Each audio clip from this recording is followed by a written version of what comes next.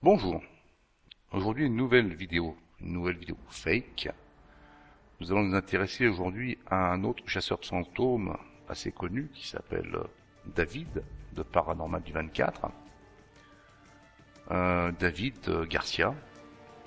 Et nous allons nous intéresser à un de ces phénomènes qu'il nous a montré dans une vidéo qui s'appelle hors série, lieu hanté, hors série 2, qui concerne ceci. Une chaise qui bouge. Une chaise qui bouge, et je vais vous démontrer aujourd'hui que cette séquence est truquée. Bien. Il y a d'autres phénomènes que David nous a montrés, mais nous n'allons pas nous étendre dessus, faute d'éléments concrets. Hein. Il y a une porte qui se ferme toute seule, mais malheureusement, les images ne nous montrent qu'une partie de la porte, donc il est difficile de se faire un avis là-dessus. Et nous avons un autre phénomène qui est ce qu'il a appelé un visage démoniaque, qui m'avait été demandé en tant qu'analyse depuis un moment déjà, pour lequel j'ai pu me forger une opinion, mais pour lequel j'ai beaucoup de mal à concrètement démontrer cette opinion. Du coup, donc nous n'en parlerons pas plus. Voilà. Ces deux phénomènes ne pouvant pas être ni classés comme authentique, ni classés comme fake. Voilà. Donc nous allons nous intéresser à cette chaise qui bouge, et notamment à ce qui apparaît au tout début de la vidéo, juste avant que la chaise ne bouge, à cet ectoplasme, comme le dit David. Et vous allez voir que ceci n'est pas ce que l'on pense. Bien.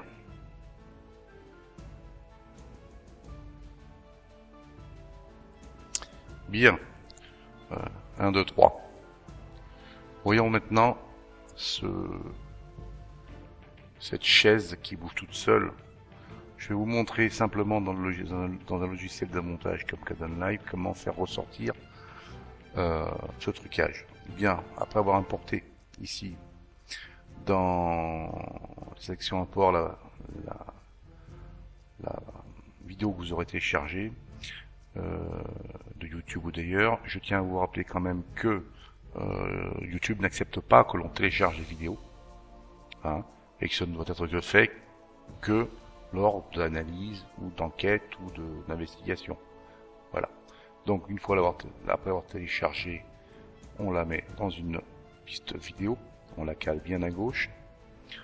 Personnellement, j'ai pas besoin spécifiquement de la bande audio, donc je vais séparer la bande audio, scinder l'audio. Je vais les dégrouper, voilà.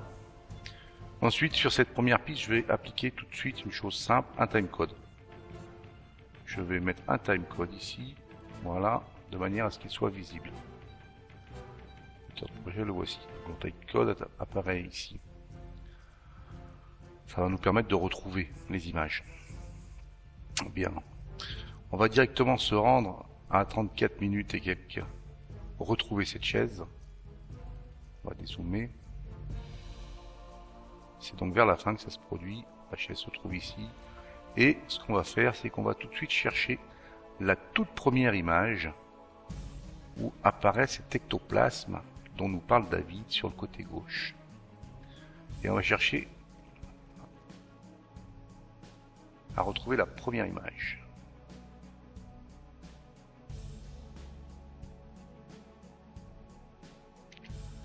Alors là, je l'ai raté.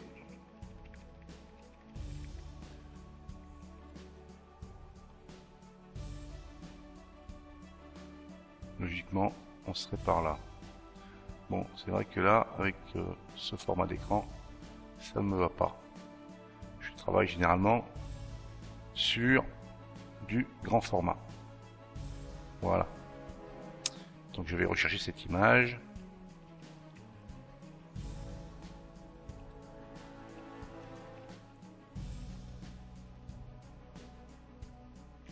Non, c'est un petit peu avant.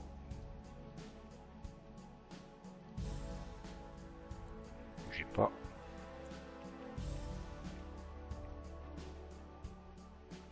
Voilà. Première image, la voici. dire que ça doit être à peu près là. Et on va donc faire une chose simple. On va y mettre un repère.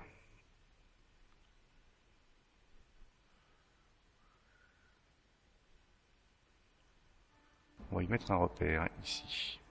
Ajouter un repère. Voilà. Donc on y a ajouté un repère. Et on va chercher la dernière image. Lorsque l'ectoplasme est passé. Hop là. Approximativement ici. Et on va ajouter un second repère. Ajouter un repère. Voilà. On va donc zoomer sur cette section. Et on voit que nous avons donc ici deux repères marqués en rouge. Bien. Une fois qu'on a fait ça, on prend cette piste et on la copie. On fait un copier et on la colle en haut, juste au-dessus. On la positionne en bout comme la première. Voilà. Et on applique une transition de différence.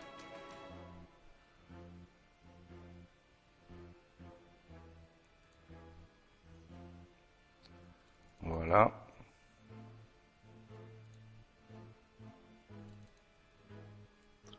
Moi j'applique ça sur toute la piste, je m'embête pas. Donc on a deux fois la même vidéo. Voilà. C'est plus rapide. Lorsqu'on est là, il n'y a plus qu'une seule chose à faire. Là. Voilà. Il n'y a plus qu'à prendre la première piste. On va lui enlever son timecode, puisque je l'ai copié de la première, elle n'en a pas besoin. La première va rester neutre, telle qu'elle est, hein, telle qu'elle a été mise en place. Voilà, ici. Et on va se positionner, on va prendre le repère de la première image et le poser sur la dernière image. Ce n'est plus ni moins que la technique utilisée avec Toto la mouche pour l'ellipse du ZX. Et voilà, on n'a plus qu'à faire la lecture. Ah, j'ai désactivé la piste, excusez-moi. On n'a plus qu'à faire la lecture. Vous avez dû voir quelque chose. Vous voyez, hop là. Je vais vous montrer ça un peu plus facilement. Je vais ajouter ici un overlay. Alors c'est un clip couleur, on va prendre un clip couleur blanc qui va permettre d'éclaircir le résultat. Hein, on le pose ici et on fait transition par overlay. Voilà, ça c'est un peu une dark. C'est un peu une dark en astrophotographie. Et on va lui dire de 3, 2, voilà. Et on n'a plus qu'à faire jouer le résultat en mettant le moteur de projet en marche, bien sûr. Et voilà. Vous avez vu, l'ectoplasme, en fait, ce n'était simplement... Je vous le remets en marche. Bougez pas.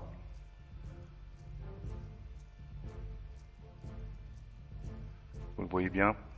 En fait, ceci n'était que simplement la superposition de deux couches. Je vais vous le mettre en plein écran, vous allez voir.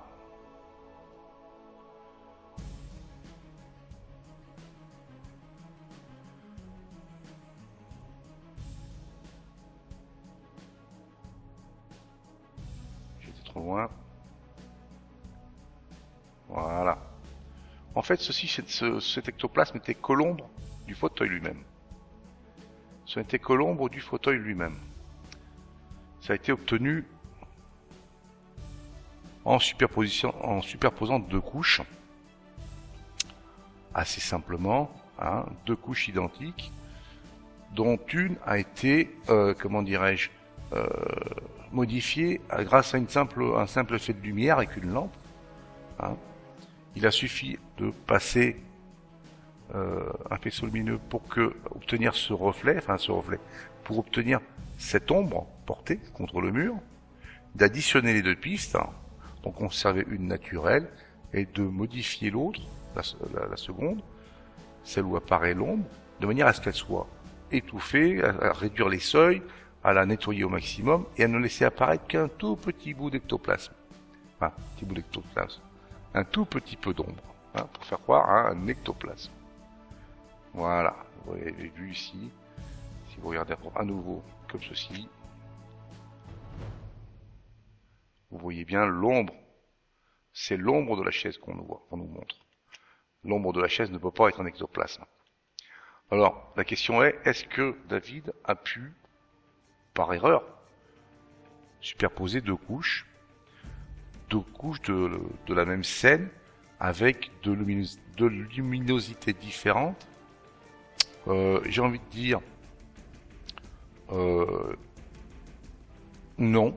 Enfin, pas par erreur. Il a pu le faire, mais pas par erreur. Pourquoi? Parce que la seconde couche, celle qui vient rajouter l'ectoplasme, si elle avait été non modifiée, si elle n'avait pas été dénaturée au niveau des seuils de lumière, on aurait vu l'ombre complète. Elle se serait additionnée et l'ombre aurait été complète.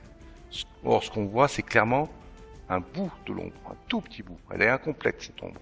Vous voyez? Là, on la voit correctement, là. On la voit en entier. Donc, c'est pas involontaire, c'est pas par mégarde, c'est volontaire. C'est par la superposition de deux couches sur un plan fixe dont l'un présente une ombre et pas l'autre. Tout bêtement. Voilà. Je peux même décaler simplement quelques images. On obtiendra à peu près un résultat similaire. Bon, il est plus facile de le voir lorsqu'on fait le décalage entre la première et la dernière image. C'est un peu la boucle, c'est la même chose qui avait été utilisée pour l'ellipse. Voilà. Bien. Ensuite, il y a une chose à remarquer. Il faudrait que je rajoute un overlay supplémentaire pour qu'on y voit un peu mieux. C'est que la chaise bouge. On va insérer une piste, excusez-moi. Voilà, et on va rajouter encore un overlay. Ici. Tac. Transition. Ils sont là, voilà. Et lorsqu'on se positionne là, le moniteur de projet, on va le mettre comme ceci. Voilà. Voilà, c'est plus clair. Le résultat est enfin plus clair. Vous voyez? Lorsque on voit aussi que la chaise bouge, on sait que la chaise va bouger, et on voit des différences qui apparaissent à ce niveau-là. Différences qui apparaissent, tout comme au niveau des titres. Vous voyez? Et c'est parce que si on prolonge l'overlay, on va voir plus loin dans l'image.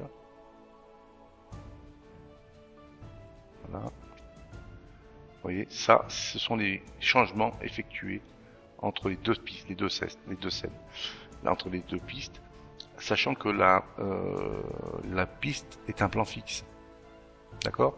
Donc lorsque la chaise bouge, on le voit très clairement. C'est normal, puisque la chaise bouge, c'est normal que ceci c'est clair. Par contre, ce n'est pas normal que le reste, ici, le fasse aussi. C'est donc simplement que il y a eu un mouvement impliqué à la deuxième couche pour laisser penser à un mouvement. Sans compter que de toute façon, il y a un autre phénomène qu'on ne peut pas mesurer, et tout simplement pourquoi? Parce qu'on ne voit pas les pieds de la chaise. On ne sait pas du tout. Alors je suis sûr que ceci est du compositing, par addition de deux couches. Je suis sûr que la chaise bouge.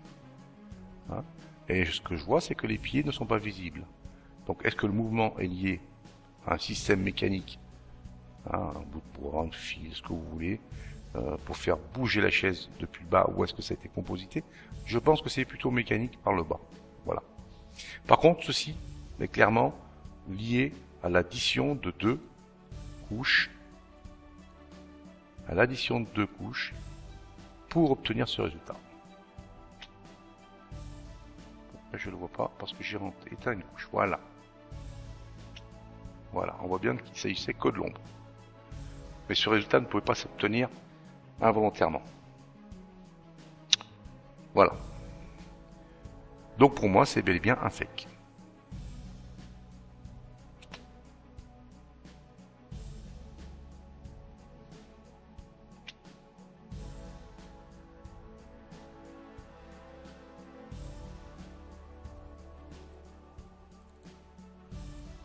Bien, vous avez été assez nombreux à me poser la question comment je travaillais, quel logiciel. Donc j'utilise Kdenlive, logiciel libre sous Linux, et chez moi, lorsque j'analyse une vidéo, ça ressemble à ça. Voilà. Hein, je travaille sur plusieurs écrans, ce qui me permet d'en voir beaucoup plus. Et surtout de tout voir en grand format. Pour les détails, c'est très important.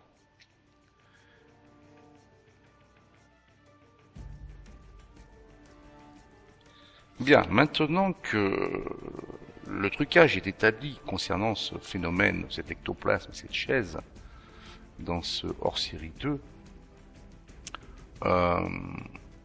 je pense qu'il convient de s'attarder un peu plus sur le parcours de David, et notamment sur ce qui a un peu été dit ces derniers temps, notamment par rapport au fait que certaines personnes comme moi analysent ces vidéos. David, première chose, vous devez comprendre que la loi vous autorise à avoir un droit de réponse. Et bien évidemment, ce droit sera respecté. Vous avez toute latitude pour le faire dans les commentaires sous la vidéo. Cette vidéo va être premièrement postée d'abord sur Dailymotion, et ensuite sera posté publiquement sur YouTube. Je pense qu'il convient de garder la tête froide et de ne pas, comment dirais-je, s'énerver pour un oui, pour un non. J'arrive à comprendre et j'arrive à me dire qu'une personne comme David puisse être convaincue par sa quête, convaincu de tout ceci. Et ça ne me dérange pas. Apparemment, David a eu des ennuis de santé. J'espère que tout ça va s'arranger. Et je me demande si, quelque part, il ne serait pas bon pour lui, je dis ça sans aucune méchanceté, mais de prendre un peu de recul sur tout ça, et notamment sur le fait de trafiquer une vidéo. J'arrive à comprendre que face à la demande, certains puissent se laisser tenter par le fake, et ça ne me dérange pas. Là où ça me dérange un peu plus, c'est lorsque David fait des appels aux dons. Même si ça n'a rien d'illégal, c'est quand même assez limite si on trouve des fakes dans ces vidéos. Je n'en ai trouvé qu'un pour l'instant, je n'ai pas analysé toutes ces vidéos. J'ai pas le temps. Généralement, je me rends sur les vidéos qu'on me montre et on me dit « Je pense qu'à cet endroit-là, vous devriez regarder, car il y a peut-être un fake. » Là, à ce compte-là, je prends le temps d'aller regarder. J'ai pas d'a priori ni contre David ni contre personne d'autre. Et pour le précédent chasseur de fantômes que vous connaissez tous, hein, pour qui le scandale est un peu arrivé, j'ai toujours terminé mes vidéos par « faute avouée à moitié pardonnée ». Je pense que David devra prendre le temps de réfléchir et de bien se renseigner quant aux conséquences qu'il pourrait avoir à subir, hein, et ce serait dommage qu'il ne prenne pas le temps de réfléchir. Aujourd'hui, on est dans un système où les gens ne se contentent plus d'être spectateurs, ils réclament. L'interactivité permet aux gens de réclamer, d'en réclamer toujours plus. Je suis persuadé qu'il existe des gens qui, dans le domaine du paranormal, sont sérieux. J'en suis persuadé. Malheureusement, lorsqu'on se retrouve avec des cas comme celui-ci, ou le précédent, ça dénature et ça décrédibilise entièrement tout le reste. Vous voyez, par exemple, toutes les vidéos de David que je n'ai pas regardées, le fait d'avoir trouvé un fake dans une de ces vidéos me donne pas vraiment envie d'aller voir le reste. Et ça, c'est dommage. Maintenant, est-ce que c'est quelque chose de répréhensible de faire des fakes? On me pose souvent la question de faire des fakes sur Internet. Non, ça n'a rien de répréhensible. Ce n'est absolument pas répréhensible. Il n'y a aucune loi interdit de faire des fakes. Ça, c'est pas un problème. Par contre, lorsque on utilise ceci pour gagner en notoriété et réclamer des dons, là, il faut faire attention. Il faut se méfier parce que le jour où des abonnés de certaines personnes se fâcheront et saisiront la justice, là, il est probable que certaines personnes aient à répondre. D'accord ? Pour ma part, j'ai décidé de ne plus me laisser faire. J'ai décidé que le système de YouTube, qui est, je l'ai déjà dit, et vous n'avez qu'à regarder la vidéo sur laquelle j'explique un peu plus de détails là-dessus et ce que je vais faire par la suite en cas de demande de retrait, j'ai décidé de plus me laisser faire. Voilà. C'est pas pour rentrer en conflit. J'ai pas envie de rentrer en conflit ni avec David ni avec personne d'autre. Mon but il est pas là. J'ai décidé de faire une chaîne pour démasquer des fakes, pour expliquer des choses, pour démystifier des rumeurs. Hein, parce qu'il y a besoin, il y a beaucoup de choses à démystifier. Je pense que David va prendre le temps de réfléchir et il va se rendre compte que peut-être il est allé un peu loin lui aussi et que peut-être il gagnerait tout, mais il gagnerait vraiment tout à vider son sac. Je pense, je ne sais pas, je connais pas la personne, mais je pense pas que quelqu'un puisse naître mauvais. D'accord ? La vie peut rendre les gens mauvais. Je dis pas que David est mauvais.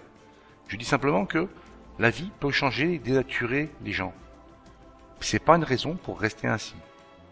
Vous savez, le poids d'un mensonge, et ça je pense que vous voyez très bien de qui on parle, ça peut vous peser lourdement sur les épaules.